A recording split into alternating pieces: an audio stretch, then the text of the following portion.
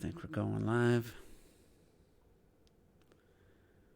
Looks like it. Alright, what's up, everybody? Terminator Juice. I see no one's... Oh, there's somebody. Yeah, this is not the type of video I ever wanted to make. I will talk about some gaming stuff, so it's not going to be all bad, all negative, somebody already dropped out. This is not, like I said, this is not something I ever wanted to have to do. I wanted to just keep this gaming channel. I avoided talking about hurricanes and fires and earthquakes and all this terrible natural disasters that have happened. I've always just avoided talking about it on the podcast and stuff because there's plenty of news outlets for that kind of stuff, and we just wanted to have a place for people to come to not think about that type of stuff, and but it's gotten to the point now where it's like I keep seeing and hearing people say the same stupid shit, and I just want to be real with you guys about how I'm feeling right now. The coronavirus, COVID-19. I would say a week and a half ago, I was living in ignorant bliss, like a lot of people, thinking it was just going off the narrative that it was the flu kills more people. It's just a minor case of the flu, and I was one of those ignorant people. And then I watched one day at lunch last week one of the White House press conferences, and I was hearing, for us in the U.S., you hear our president saying things. I'm just like, that don't sound right. Let me start checking out some news reports. And I'm not one to watch the news very often, so I've learned a lot. And I got to be honest with you, I'm probably more on the side of the scared as hell. And I'm not one to worry about stuff. I have a very calm demeanor. I've always said that I'm like the movie Equilibrium, where my emotions don't get too really, really high and they don't get really, really low. But the fact of the matter is life as we know it has changed, like for the foreseeable future. We're not talking weeks. We're not talking a few months. I think we're safely in the realm of talking about years, at least a year, if not more. And I know people don't want to hear that, but if you look at the numbers, you look at what's happening in Italy, and this is just for anyone who's still ignorant about this stuff, who's not following along, who's like the people you see doing spring break and stuff, like they're just not paying attention to the stuff. Italy right now is on the brink of like being completely fucking, that whole country just being shut down, and I don't know how supplies are gonna be getting in. I mean, we're realistically looking at a situation where not just medical supplies, not just fun activity stuff, but raw essentials like food and all that. They're in a fight for their lives, to be honest. Not to try to make it sound worse than it is, but they went from like 50 people died in a day to 100 people. Then it was 300 people died in a day. Then it was 450, and then it was I think it was 627. Then it was 763. Now it's 800 each day. That's how many people are dying in Italy, and they have it's mostly northern Italy, but they, you hear different things. Oh, Italy, they don't have a good healthcare system, or they weren't prepared, and then blah blah blah blah blah. But the fact of the matter is the numbers in New York, the state of New York, and the United States. That's where Italy was like a week and a half ago. Like 10,000 confirmed, a few hundred, whatever, dead. I don't know the exact number. And then all of a sudden, they're at like, I think they're close to 50,000. Let me pull that up. So that's how quickly this is happening. And New York City is the most densely populated city in the world, and they're just getting the numbers that are coming in right now. they're over 10,000 confirmed cases. And that was like, I don't know the exact number last week, but I bet it was under 1,000. So let's see, where's New York? 10,000 cases right now in New York. Worldwide is up to 321,000. This was like 120,000 last week. So it's like, and people want to talk about, oh, the death rate, it's so low, it's less than blah blah blah percent. Well, in Italy right now, it's like 9%. If someone gets it in Italy, it's like a 1 out of 11 people are going to die from it. Then they just don't. It's only going to get worse because they don't have any more hospital beds for these people. They don't have any more intensive care units. So it's like, this shit's real. And I just want to shock people into realizing how real this is. I mean, my state, Michigan, last week they were talking about, oh, we got our first confirmed case. We're at 787 right now. The reason we were so low is because we didn't have any tests. So now that they're doing more tests, you get a huge increase in positives, obviously, and then it's like, oh yeah, somebody new gets confirmed. Well, how many people did they contact? How many people did they spread it to? That's going to turn that one person. We don't know what kind of multiplication this is, like how the spread is. The social distancing stuff, honestly, I feel we should have did this a month ago. I've said it even before I was ignorant to it, the whole situation. I said I think we're not doing enough to stop it from coming in. But at that point, I thought it was being overblown by how bad it was going to be. But I just heard the mayor of New York said April's going to be worse than March, and May is going to be worse than April by all their tracking right now. And they're already running out of supplies. And like somebody said, it's not just the people being sick, the hospital beds, the economy.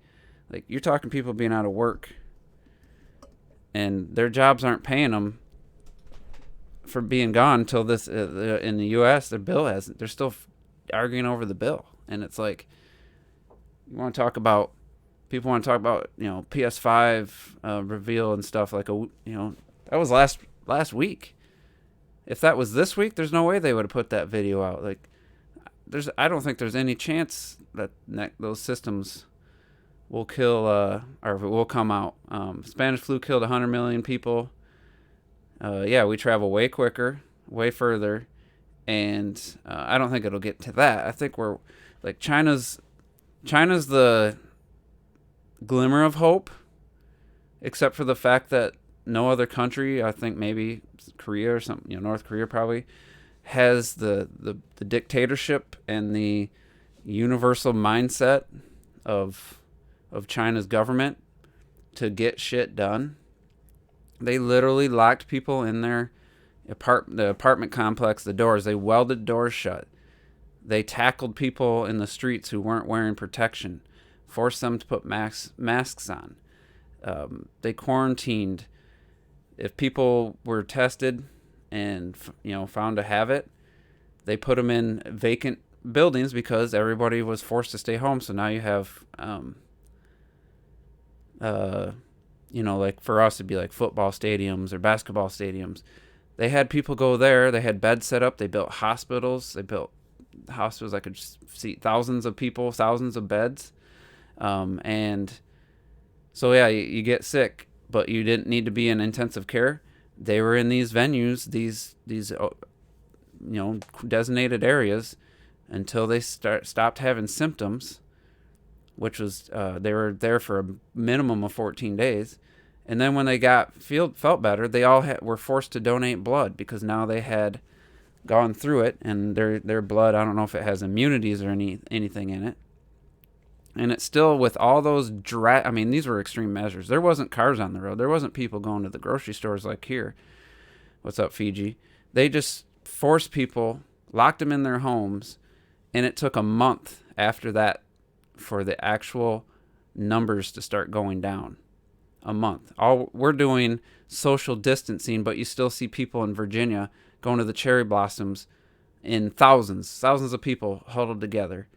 And we think this is going to be done in a month, like our Trump keeps saying. Like, I can't help. I don't have my desktop up on the screen for you guys to see, but I have a shot from The Last of Us. Let's see if I can put that up. Yeah, just a shot from the first The Last of Us. And, that's obviously the most extreme case. I don't think we'll be there. I mean, we made it through the Spanish flu, and that was 100 million people died, and society, civilization continued, even though we had the Great Depression happened afterwards. That was a big shock, but we've thrived after it. So I'm not saying civilization's ending or anything extreme like that. But the fact of the matter is at some point, in whether it's a state, whether it's a city, whether it's a country, supplies are going to stop coming in because everybody's forced to, not work. Manufacturing of things is stopping. I'm sure food items and stuff is a priority. But at some point, somewhere in this world, there's just not going to be any supplies anymore. There's going to be people who don't have a means to get food. And it's like, I hate to be political. I mean, I don't care who's the president. I don't care about Republican and Democratic ideals. I don't care about that back and forth bullshit. But not even a month ago, we had a person in charge of the United States of America saying that in April this will be killed off. It'll just miraculously disappear. Less than a month ago, you're saying something completely, factually wrong, completely lying to people. And it's not about stopping panic. That's just blatant ignorance and lying. So the one thing I want to harp on the most is all your officials that are doing the press conferences, and they're, some are being way more realistic and honest, others aren't. The social distancing, stopping the curve, and every time there's a serious question answered, you get a lot of deflecting. But all you have to do is look at what's happened. And this paints a really scary picture. The airline industry's been shut down completely, other than to get some people back to their home countries. Cruise line industry shut down. Entertainment industry shut down. If you think this is just like the flu, look at how many people die of the flu. Look how many die of a car crash. None of those thousands, hundreds of thousands, millions of deaths have ever caused billion-dollar industries to be forced to be shut down. If that doesn't tell you something right there, if you don't think that means anything, and you're just saying, oh, it's not a big deal, I just want people to realize what the situation is. Stop going out. Stop getting together in groups. Stop spreading this damn virus. If we did what we're like right now, if we were at this point a month ago as far as shutting stuff down, I don't know how much better off we'd be, but I guarantee you'd be a hell of a lot better than we're at right now. Because, I mean, like I said, even a week ago, I wasn't even, people were going to the movie theaters and stuff. Like, they shut down the NBA, the NCAA basketball tournament. That's billions of dollars in revenue. They canceled it. They canceled the Major League Baseball season, or not the season so far, but probably will end up being the season. Like, if that doesn't tell you something, I don't know what else would. Like, I had just no way to prove this, but based on everything that's happening with, like I said, shutting down these major things, they've seen projections, models of the spread that must have curled their hair to have decided to shut down the airlines, to shut down everything. The worst case scenario is probably so scary that we'll never see it until years later. And I'm not saying that 2 years from now the world's going to be ended or nothing. 2 years from now, this might be just looked back upon, saying, man, that was a terrible time. I'm glad we got through it. But there's going to be a lot of people who don't.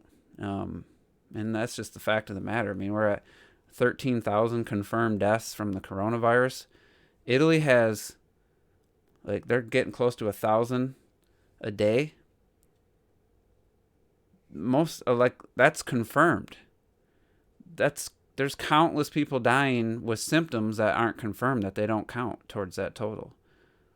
And that's what I honestly believe that's going to happen. New York City, I think New York City is going to be the next Italy. They just hit 10,000 confirmed. And the thing is, people keep comparing this to the flu and stuff. It takes 2, 3, even 4 weeks from diagnosis or first symptoms to death in a lot of cases. The elderly obviously don't make it as long. So you're looking at our first 3-4 weeks ago, there was probably less than 1,000 cases tested and confirmed in the United States. Once we catch up, once that 3 to 4 weeks, we're caught up to that, and people start really dying. That's when all these numbers are going to do what Italy is doing with. It just keeps ramping up. At what point is it going to break? Yeah, Italy's a first world country. They have a good healthcare system, but they had a bunch of. The fact is, the company that owns where I work, they have branches in northern Italy, and they were still working as of Friday. They were still open, so they're not following. Italy isn't following the lockdown, just like people in Virginia here in the United States aren't following the social distancing. And it's just people don't want their lives interrupted. I get it. At first, I was like, man, we should be doing more, but I don't think it's that serious. But if we just did more in the beginning, it wouldn't have been that serious. It wouldn't have been nearly as serious. And we didn't do more because we hate to be inconvenienced as a species. And that's probably the only good thing you can say about it. The dictatorship and the basically brainwashing that happens in China and North Korea type areas, where there was no bickering back and forth between Democrat and Republicans, and China made the decision. The military got ordered, the police force gets ordered, and they shut people in their houses. They forced them to stay home. There was not a car on the streets. And then you look in California and stuff, and there's still people walking around, still people driving around. And I mean, you got to get food. You can't just cut everybody off, because like me, I usually only have about a week's worth of supplies at any given time in my house. I'm not a hoarder. I don't have cupboards full of canned goods. I don't have an extra freezer full of meats and stuff. So, I went to the store twice last week, and right now I have about 3 weeks of normal eating worth of food. If I rationed it, I could probably make it last a month. And all this is just to slow it down and slow down the curve so the hospital systems don't get so overwhelmed that people who would survive by being treated aren't. The intensive care units are full.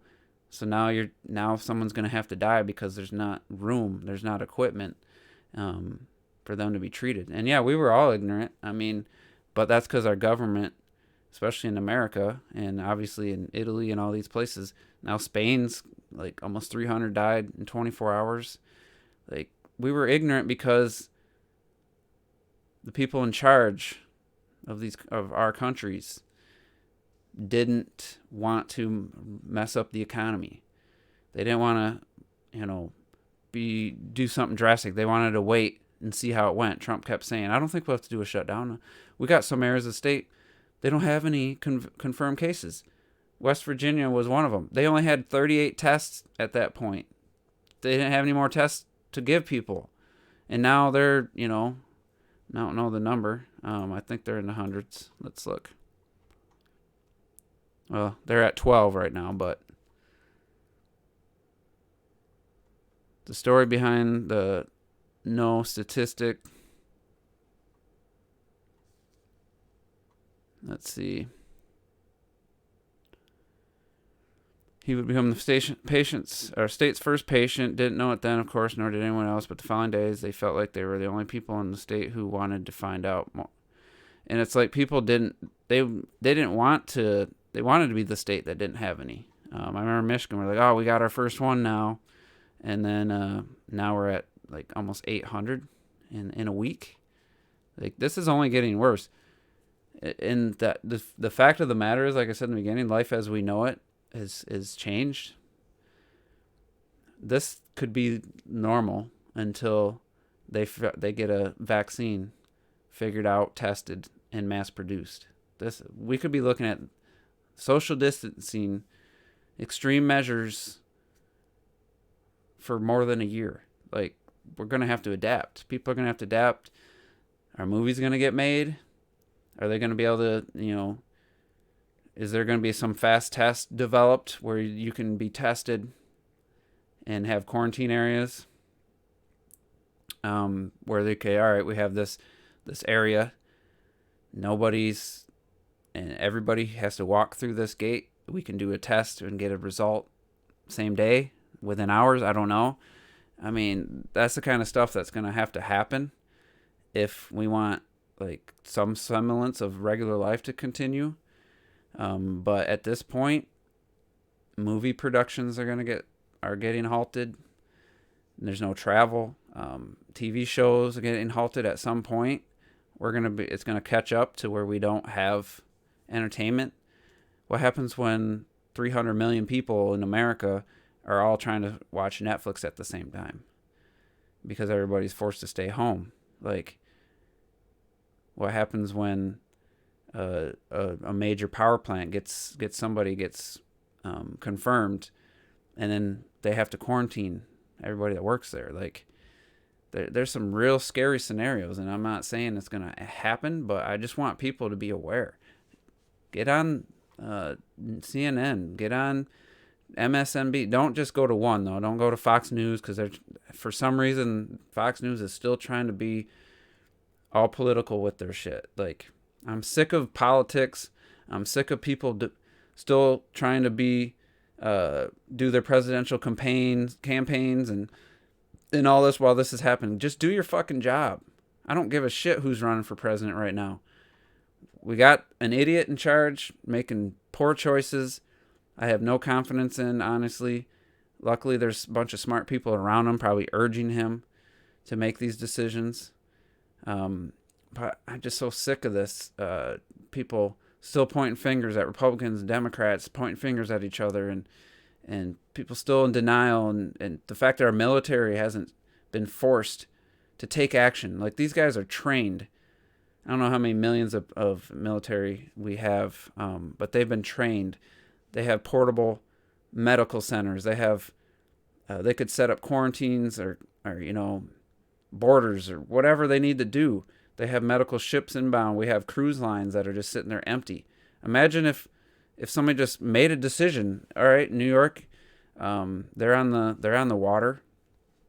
You have corona. You get tested positive. What are your symptoms? All right, board this cruise ship. You have a room. You have a bed. You have a bathroom, water, and everybody who's on there is confirmed to have the coronavirus. You start getting worse symptoms, then you go to the hospital. You go to intensive care. That's the scary thing is, like, 40% of people have to go to intensive care. I think it's 30 to 40% have to go into intensive care units. Why is that not happening right now? Why has that decision not been made? And the CDC and the World Health Organization said if there was a vaccine available in 18 months, it'd be a world record. And then you hear about how China and Europe and America are competing to try to, like, buy these companies that could produce it and try to find the vaccine and own the company that finds the vaccine first. They should be sharing all their data every day with what they're trying, what they've tested, what results they got. There shouldn't be any competing. That's just, to me, that's one of the worst things that I've heard about this whole situation is actual companies competing for the vaccine instead of working together. They shouldn't be wasting time. If China's already tested something that didn't work, why are we wasting time testing it?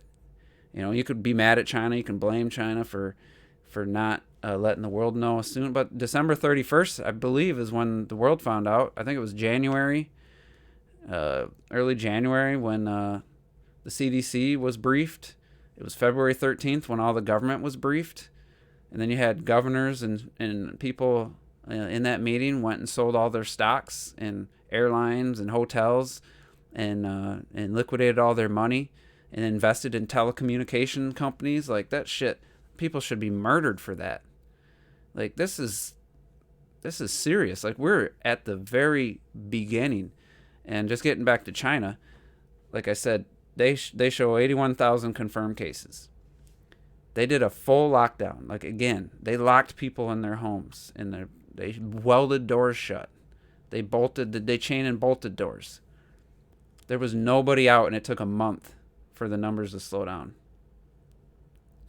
And building hospitals, and they're having the full, like, their testing and everything was just, was there, like, quicker. Like, why are we still trying to figure out tests? China had already gone through this months ago. Like, maybe they didn't share. I don't freaking know.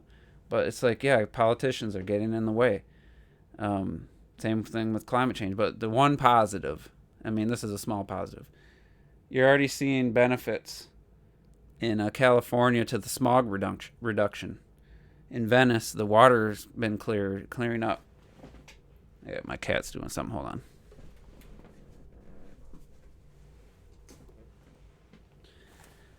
Oh, I tell you what. Glad I don't have kids in this situation. Cats, bad enough. And it's just, I just want people to be aware. I'm sure a bunch of people will avoid this video. The live, let me see where the live viewers is at. We got 4 people watching. People don't want the truth. That's the fact of the matter. You can put your head in the sand and live ignorant bliss like I was doing. Yeah, China's also could be lying. It's hard to believe that, but at the same time, with the way that they don't have to, there's no red tape. They could, I bet you the Wuhan or whatever, the main city, I bet you that was locked off or very quickly. But, you know, those numbers could be completely wrong. The deaths, there could have been a bunch of deaths that people didn't get confirmed, so they didn't count them. I totally believe that they would hide the numbers. But at this point, I mean, they sent people to Italy. They sent like 100 staff to Italy, and they probably get there and probably just see how unstrict everybody is on the policies of the lockdown, and they're probably like, because where I work, we had opened up a facility, and it was just chaos, and we sent somebody there to like assess the situation, and it was just so bad. They didn't have any of the groundwork laid, any of the training laid, and there was just nothing you could do.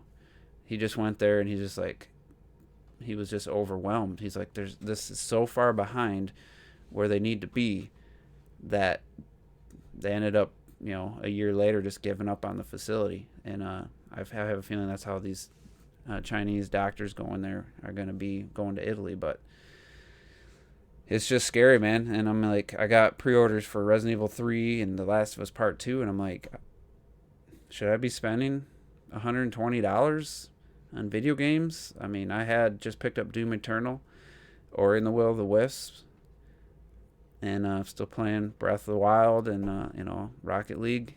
Not as much. Like, should I be spending money on video games? And like, what happens if people stop buying stuff like that? Like, the economy, I mean, who knows the ramifications we're looking at? I mean, there's so many people without a job, and if they get this bill passed, maybe employers, but if they don't have the money, they don't have the capital to pay people, they're just gonna have to wait for government assistance. It's scary, man. It is fucking scary. And I got to give a shout out to the Corridor crew. They do videos where they talk about they react to special effects and stunt work in movies. They did a really great video right before the LA lockdown, and it was super informative. And I'll link it, actually. It's a really good video. These guys are smart guys. They're giving you good information. Where the hell did it go? It's in my history. But I don't know, man. It's hard to bring myself to try to complain about video game stuff. You're lucky if you've saved enough to last a year without work. Because they're still going to be expecting people to pay for, their house payments and stuff. Upwork has the world's I'm in the process of refinancing my house. Who knows if that's supposed to be the end of April. Who knows if that's gonna end up happening? Like, it'll save me it'll give me like 5,000 cash and save me 100. Well, it'll give me 5,000 cash. I spend 2,000 to pay off my TV, and then I'll be saving $130 a month. But I mean, this is scary. I go to the store, and I mean, we're at the very early stages, and the water aisle was empty. The canned goods was almost stripped. All the macaroni, all the quick make food gone. There was some milk.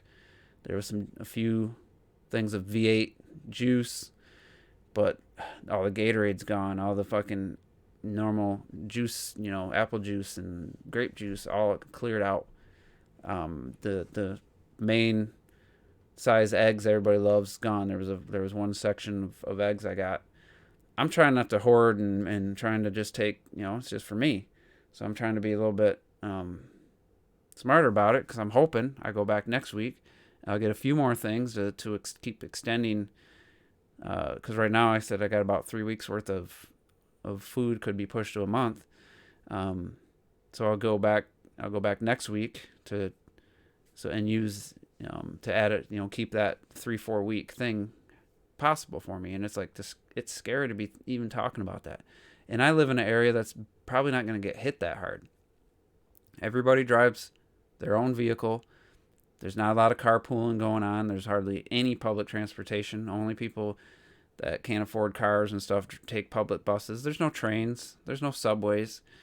We don't even have fucking Ubers. We don't have enough. The population's too spread out for an Uber to actually make money here, because everybody has their own car.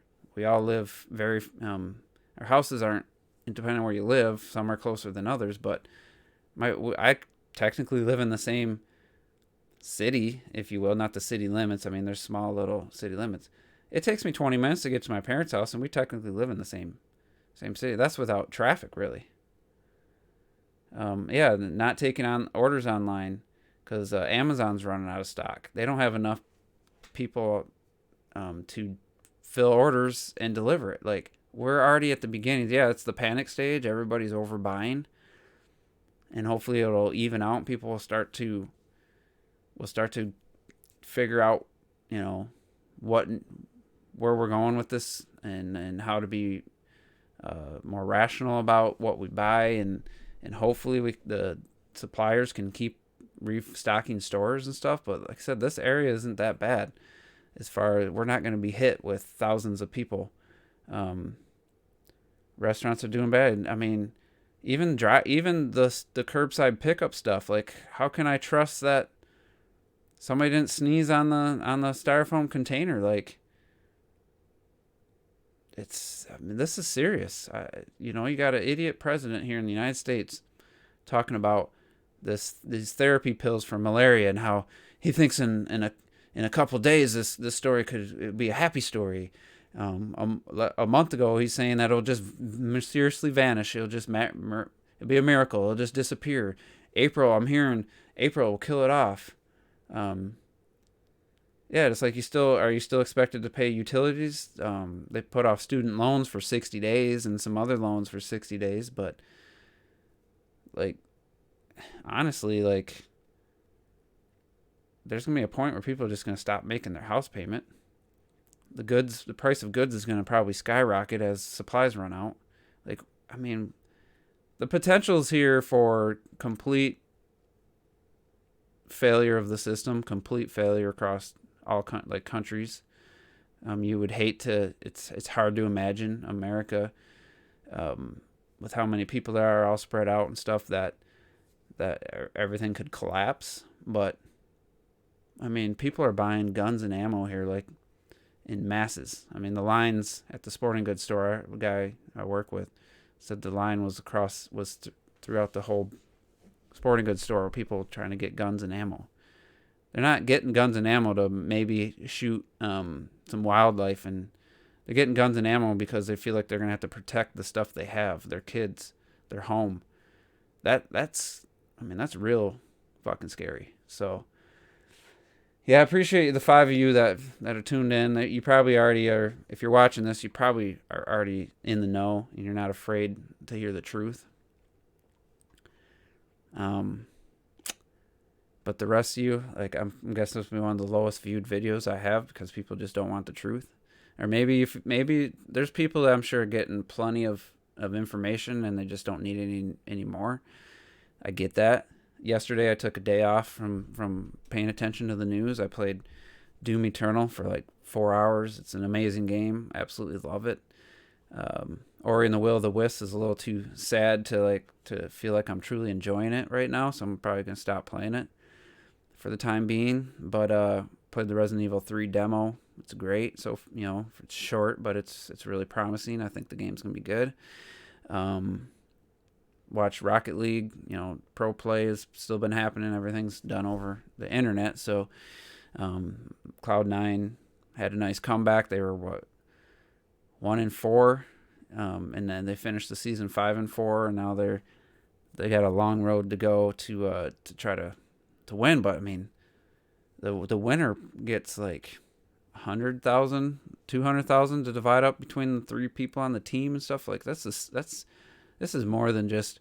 There's a lot at stake for these people, and it's been entertaining. And a lot of esports actually can help provide entertainment for people, I think, and I'd hope esports kind of takes off. Hopefully, the good ones. That would be our entertainment. They're talking about the F1 racing series. They're going to do the 2019 version of the video game, and have online racing with the people who would normally commentate over the race, commentate over a video game. I'm sure it's going to be awkward for them, but we got to find things we got to change. We got to adapt quickly so that entertainment and stuff can be there for people, because you can't focus on doom and gloom all the time. You want to have the facts and you want to be informed. You don't want to be ignorant, but at some point you gotta relax. Just like why there's vacation time. You can't just work the same job every day or all day every day for years without taking a break. You just need a break. So video games, movies, and all that is going to be a break for people. So now that I got all the doom and gloom out of the way, Doom Eternal is one of the best games I've ever played, honestly. As far as gameplay wise, it's flawless. As far as like the movement of your character, the controls, it's better than Doom 2016. There's new elements. The stages are huge. There's a lot more exploration. There's a lot more varied environments. Like, you got green areas, you got snowy castle-like areas, you got the hell area, you got earth, city area, and it's like, it's everything I loved about Doom 2016, but with so many more things I love added onto it. The weapon progression, there's more customization for your character. The soundtrack's just as awesome as it was. It's intense. It might be the best, I wouldn't call it an action game in the typical sense, but it is so intense action when you're fighting some of these challenge rooms. I uploaded a video. It's so pulse pounding. I'm gripping that controller so tight that I didn't expect this game. I didn't want to believe that it could be better than Doom 2016, because that's like expecting Breath of the Wild 2 to be better than Breath of the Wild. You hope it is deep down, in the back of my mind, but I'm not expecting it to be better. I'm not counting on it to be better. I wasn't counting on Doom Eternal to be better. I was like, man, I don't know. These bigger environments and stuff, that I don't know if that's going to feel right. I don't know if that's going to feel like the Doom that I love, which is Doom 2016. I'm not a huge fan of the original Doom because there wasn't a lot of platforming. There's really no aiming. It was just all puzzle solving and or mazes. I don't like mazes. I don't like that kind of. See you later, Clocked It.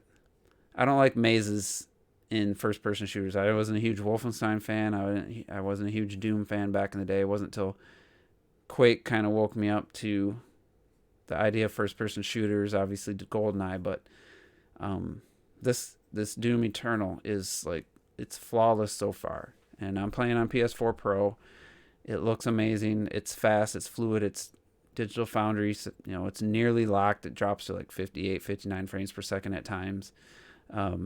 Super responsive controls, and it's one of the best third-party games, if not the best third-party game I've ever played, and I'm only like 4 or 5 hours in.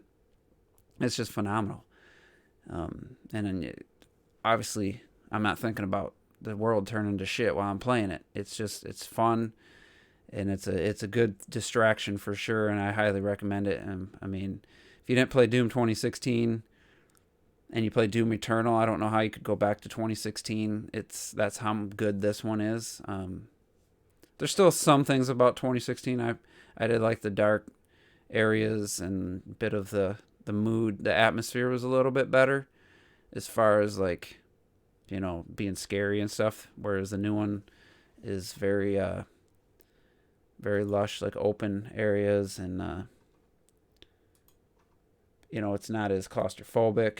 It doesn't have like the darkness and stuff, so, but it's still an amazing game. Or in the Will of Wisps is an amazing game on PC. On Xbox One S, it's pretty terrible. I recorded some 30 seconds. I tagged Phil Spencer in it, didn't get a reply, but just bring up the map takes like 5-10 seconds. It's instantly on PC, and then I jumping around and pausing. The game pauses all the time. The frame rate takes huge hits. It looks like a fucking Switch game on Xbox One S. It looks absolutely terrible. And Mizati, I was talking about resolution as he jumped on the podcast last week, off air, and talking about ignorance about the virus. Well, there's a level of ignorance about some of the tech stuff. Everybody wants to talk about, oh, it doesn't matter. Is the game fun? That's all that matters. But when you have one of the most beautiful, if not the most beautiful art style I've ever seen in a video game,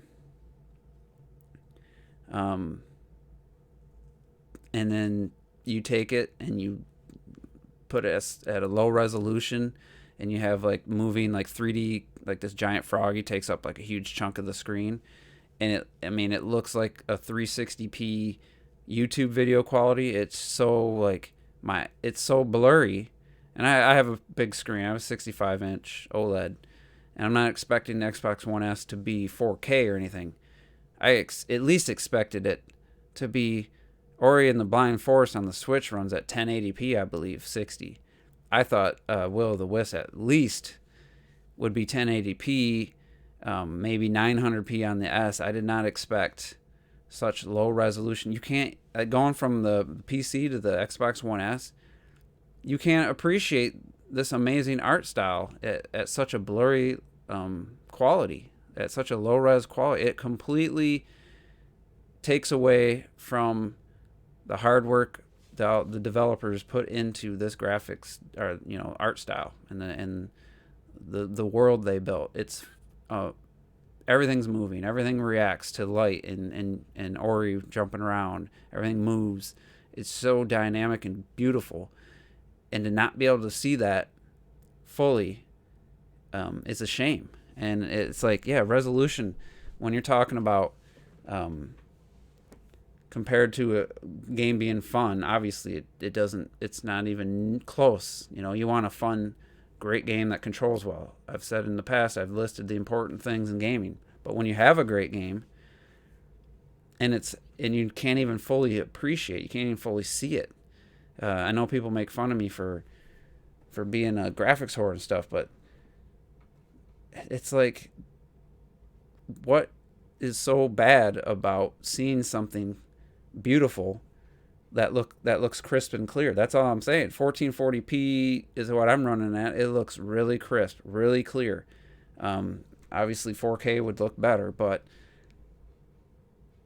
that's what I mean. How many times have we talked about a game on Switch that, or in the past about anything, like, man, that game just looks so good. Luigi's Mansion just looks so nice. It looks so, like, all the animations going on, the lighting. It just looks like a Pixar movie. It looks so clean. Now, if you were playing Luigi's Mansion 3 at 480p, you're going to tell me that that wouldn't impact some of those statements about how good it looks, about how amazing it looks. Like, you know, it's there's nothing wrong with seeing a game running clearly. Like, it doesn't, I don't care what resolution it actually is. I just care that it looks clear to me. Like, it looks sharp. I can appreciate the visual art style that's going on. Like, that's what I'm talking about. Doom Eternal PS4 Pro looks great. I don't. Digital Foundry says it peaks at 1440p and drops near 1080 and sometimes a little below. If I can't tell on my TV, if it looks beautiful at all times, pretty much all times to me, then that's all that matters. I'm not actually focusing on the number. I'm just focusing on what I'm actually seeing. In a lot of cases, it's with like Switch and Xbox One S, like The Witcher 3, did not impress me at all on the S visually. I think the world looks like it's a really nice, the world they created with all the blowing trees and stuff, but I couldn't appreciate it that much on the S because it just didn't look that good. It just looked very low res, very blurry. Not Switch blurry, but, you know, just I just think, and or it does have slowdown on the X. You're right. Something's wrong with that. They use the stupid. What they use that game engine that's not that great. It worked for the first game, but it didn't. Unity. I don't know why they use that, but I don't know. I know it seems silly to even be talking about resolution right now and stuff after the first 35-40 minutes of this discussion, but I just realized the chat's not showing up on screen after all this time. Damn it. Sorry about that. But yeah, I don't know. Just final thing on that. It's like, it's so disappointing that the Xbox One S version looks so bad and has such performance issues. I would call it the gimped version of the game. It's definitely, it's playable. And if you didn't have any other option, I'd still say play it on that. But if you have the alternative, if you have a PC, you don't even have to have a great PC. And my graphics card's from 2013, the architecture. I paid like $240 for it in 2016, and it runs it fine. I mean, I don't know if it's absolutely locked 60, but you want a game like that to be fluid. You don't want pauses. You don't want it hiccuping when you're making jumps. And it's so basically the play anywhere part of or in the Will of Wisp has been taken from me. I have to play it on PC now. I would put it borderline unplayable on the S.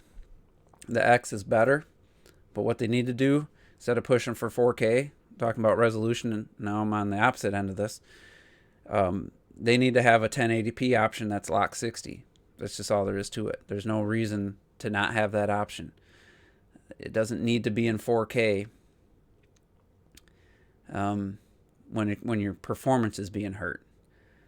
Again, as long as it looks clear, it looks good, and you can appreciate the art style, put it at whatever resolution it takes to get it at 60 without it being a blurry mess. So maybe contradicting myself there, but it's just, it's a combination of things on the Xbox One S that are just really holding that game back. And then Resident Evil 3 demo, really promising. It's just as good as Resident Evil 2 as far as controls. It adds a quick dodge.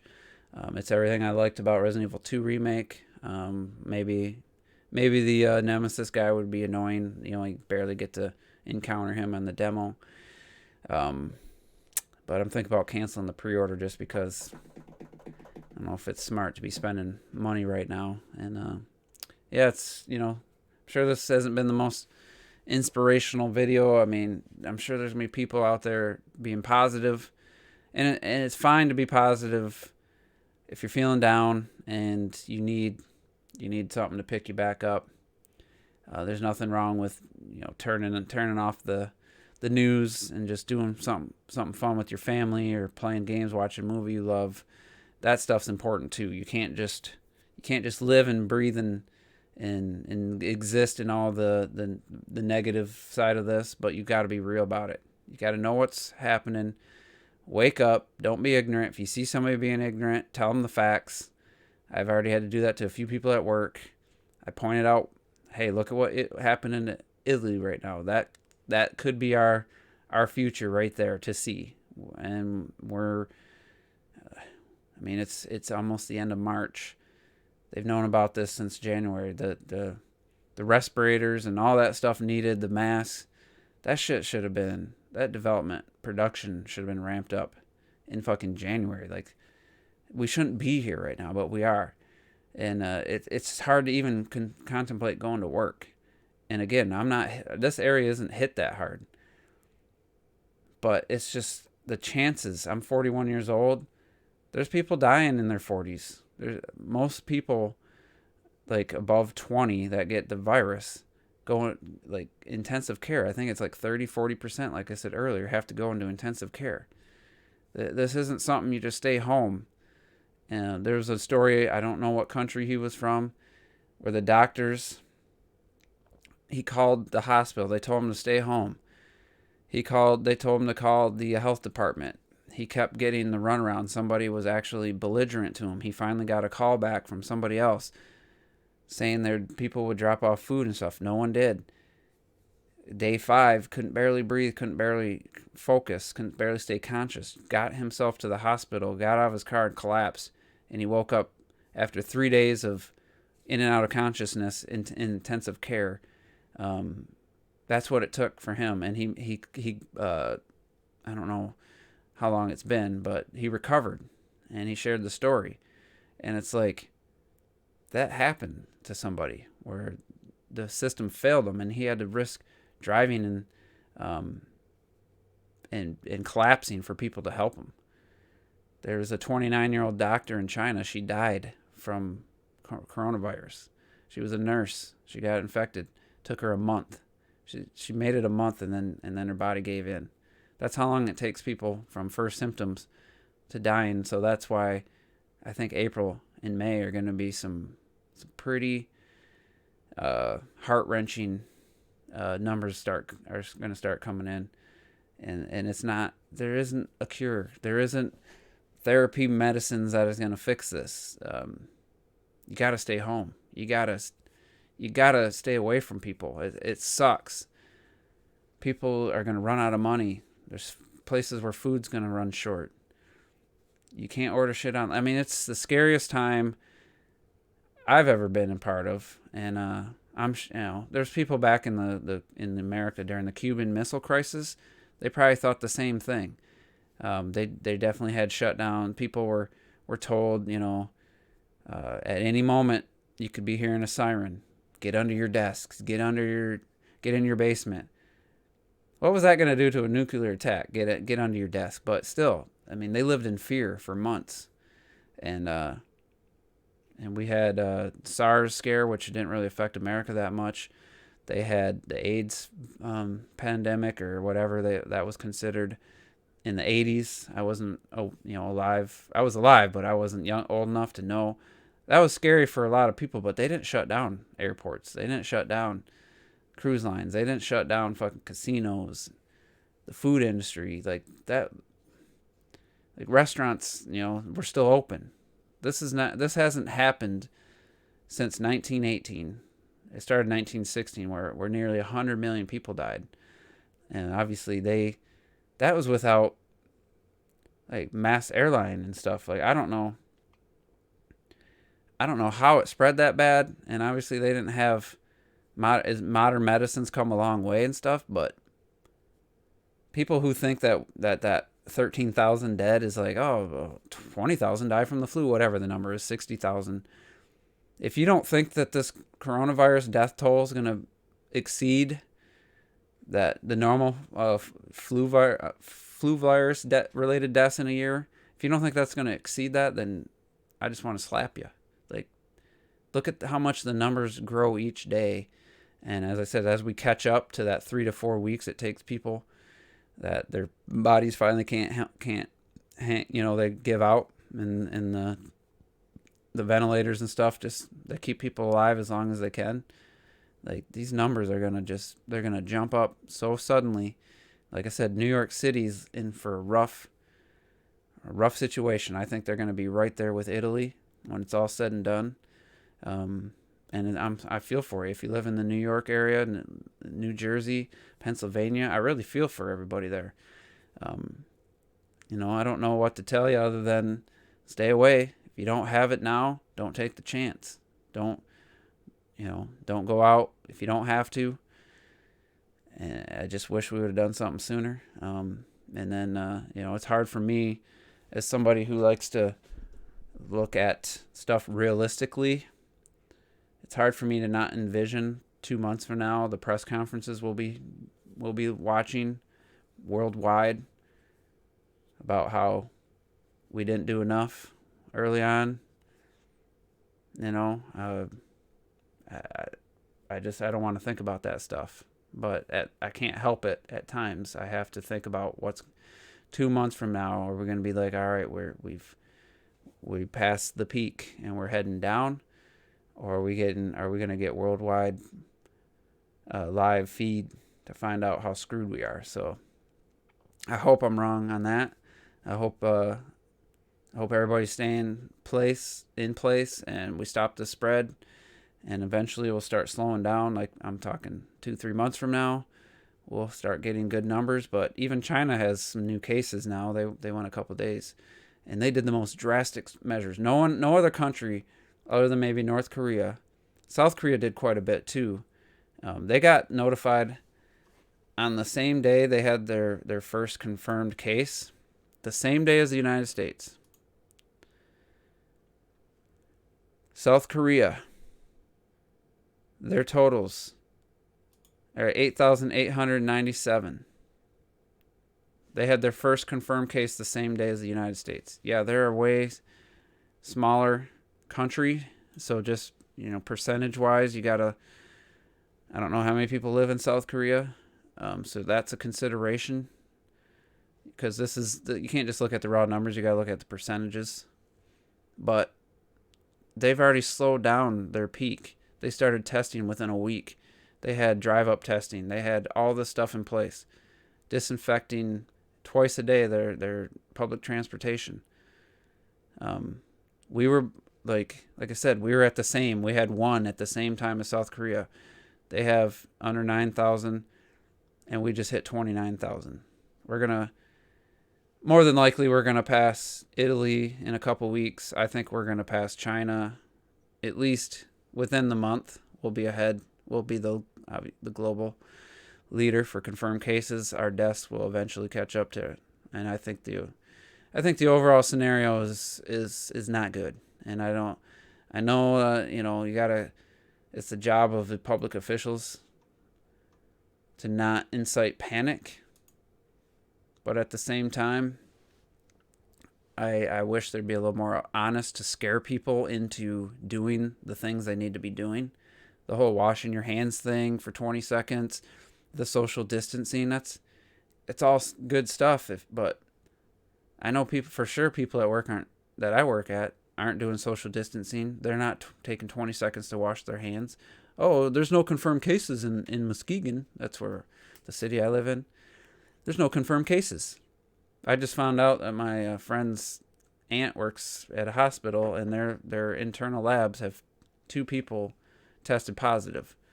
It isn't out in the count sheet yet because it's a private lab. They say private lab. It's not it wasn't sent out to one of these national labs that is tracking all of it. But all it takes is 2 people. America had 2 confirmed cases at one point. Now we're at almost 30,000 or whatever.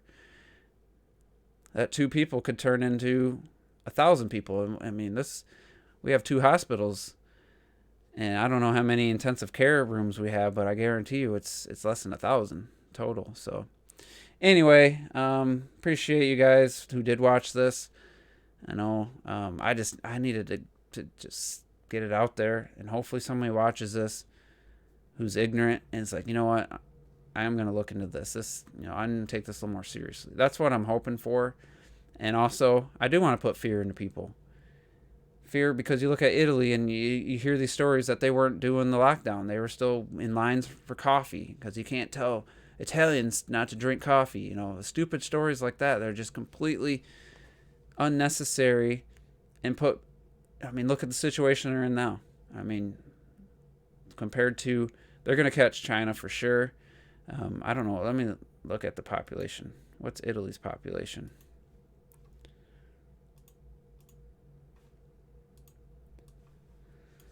Let's see.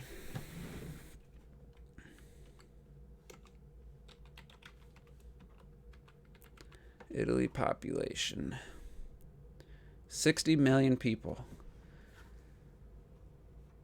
They have 60 million people, and they're number 2 in the world in confirmed cases. They're number 1 in deaths, unless China's lying. China's population, 1.3 billion. The United States, I think, is 300-something million. 327 million.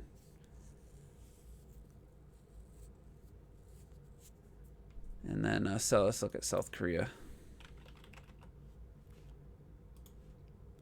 South Korea's at 51 million, so they're a sixth of the people. Where's my calculator? I'm just going to crunch some numbers real quick.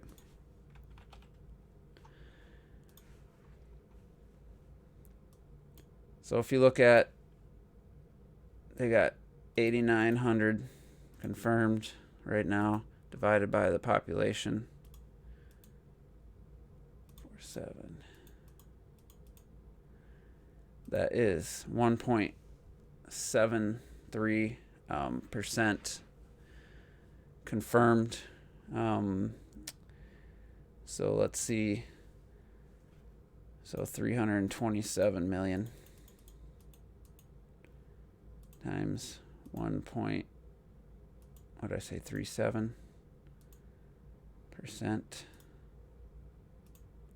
That's 4.5 million people. If those percentages, stay true. I know it's a different situation, and a lot of America's spread out. It'll probably be less. But you're looking at 4-something million, and what's the death rate's like 2 to 3. I think the average is like 2 or 3%. 100,000s, near 100 to 200,000 people could die, and you're like, out of 300 million, that's, you'll hear the people say that's not a huge number in the grand scheme of things, but it's a pretty significant number. And so that's the reality. Let me know in the comments. Do you know anybody been confirmed? Have you heard anybody distant relatives or anything? Where do you live? What's your situation like? Feel free. I'll reply. We just gotta just keep communicating. I'm debating whether or not to do the Juice to Lose podcast tomorrow. It's gonna be hard to really focus on PlayStation 5 specs and stuff. I'm sure if we get going, we can forget about the virus situation and entertain some people, hopefully. But we'll see. But thanks for tuning in. Appreciate it. Take care. If I was a person of faith, I would say, pray, all that stuff. I'm not, so, but if you are, definitely, I'm sure you are, and hopefully, a year from now, 2 years from now, we'll look back and, we'll still be making YouTube videos and talking about video games again, and being excited about the Nintendo's next system and all that. I wouldn't count on that being next year, but who knows what the future holds. Hopefully we don't get to a point where we pass a point and it's just like, all right, nice knowing your civilization. It was nice while it lasted. But yeah, thanks to you few who tuned in, and we'll see you another time.